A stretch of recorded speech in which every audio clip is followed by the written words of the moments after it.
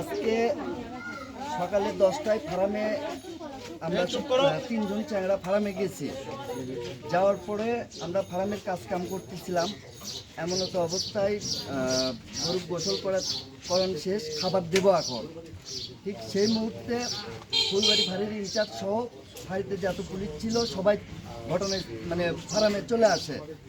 আসার পরে আমরা দেখতে পাই, আমি ওখান থেকে সাইড হই, আমার 2 চ্যাংড়া থাকে।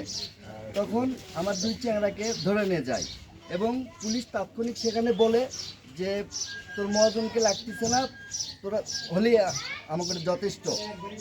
এই কথা বলে আমার 2 চ্যাংড়া তখন সেখান থেকে নিয়ে যায় এবং তখন এলাকার যে মহিলা মানুষ, পুরুষ মানুষ সবাই তাদেরকে বাধা দেয় যে তারা তো গরিব মানুষ, ফার্মে কাজ করে, তারা দিন মজুর, তাদেরও কেন নিয়ে যাওয়া হচ্ছে। তো তখন তারা কোনো কথা না শুনে তারা তখন বলে যে না, ওদেরকেই দরকার বলে ফার্ম থেকে নিয়ে যায়। নিয়ে যাওয়ার পরে তারা 3 দিন আগেও ফার্মে আসছিল, আসার পরে ওই রকম অবস্থায় কাউকে পায়নি। বাড়িতে যে 2 জন ছিল আমার খালা খালু, তাদেরকে বলে যে এই ফার্মের যে বড় গরুটা, এটা ইনচার্জকে কুরবানির জন্য গিফট দিও, তোর মালিক আসলে গিফট দিতে বলিস।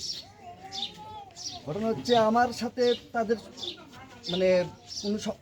কোনো কিছু হতে পারে, কিন্তু আমার গরুর সাথে তো তা করে কোনো সম্পৃক্ততা নাই। অবশ্যই আমি বিগত দিনে যে কোনো কিছুর সাথে জড়িত ছিলাম, বর্তমানে আমি এলাকাবাসী সবার সম্মুখীন বলে যে আমি আর এগুলোতে জড়িত থাকবো না। আপনারা সবাই আমার জন্য দোয়া করবেন। যদি আমি কারোর কাছে কোনো ভুল বেয়াদবি করে থাকি, আমাকে সবাই ক্ষমার দৃষ্টিতে দেখবেন। এলাকার ছোট ভাই বলে, ছেলে মনে করে, ভাসতে মনে করে, তো তারা সবাই আমাকে দোয়া করছে যে না, সে তুমি নিজের ভুল নিজে বুঝতে পারে, তুমি ভালো হতে চাচ্ছ, এটা আলহামদুলিল্লাহ। এবং আমার ওয়ার্ডের প্রতিনিধি যে, তাকেও আমি বিষয়টা অবগত করছি, সেও বলছে যে ঠিক আছে, তুমি ভালো নিজের থেকে ভালো হতে চাচ্ছ, এটা আলহামদুলিল্লাহ ভালো।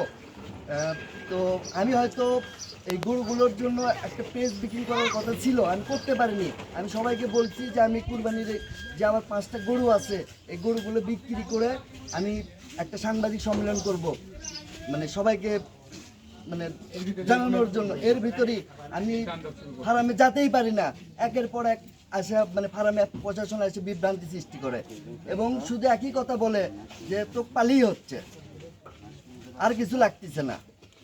আচ্ছা, এখন বিষয় হচ্ছে আপনি যে বললেন যে হচ্ছে ফার্মের গরু দিতে হবে, কাকে দিতে হবে? এটা ফাঁড়ির ইনচার্জ আলমাত স্যারকে দিতে হবে। কোন ফাঁড়ির ইনচার্জ? আলমাত স্যার, ফুলবাড়ি ফাঁড়ির ইনচার্জ।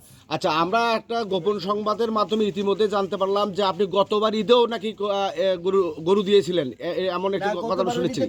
গরুর একটা আশাবাদী তারা ছিল, কিন্তু আমি তাকে 80,000 টাকা দিই যে আমাকে যেন কোনো হ্যারাসমেন্ট হয়রানি না করা হয়। গরু দেননি, কিন্তু গরু কেনার জন্য 80,000 টাকা দিছিলাম। আচ্ছা আচ্ছা, তো এবছর না পাওয়ার কারণে কি এই ক্ষিপ্তটা হচ্ছে কি তারা? আমি তো সেটাই মনে করবো। এখন আপনার নামে বর্তমানে কি কোনো মামলার ওয়ারেন্ট আছে?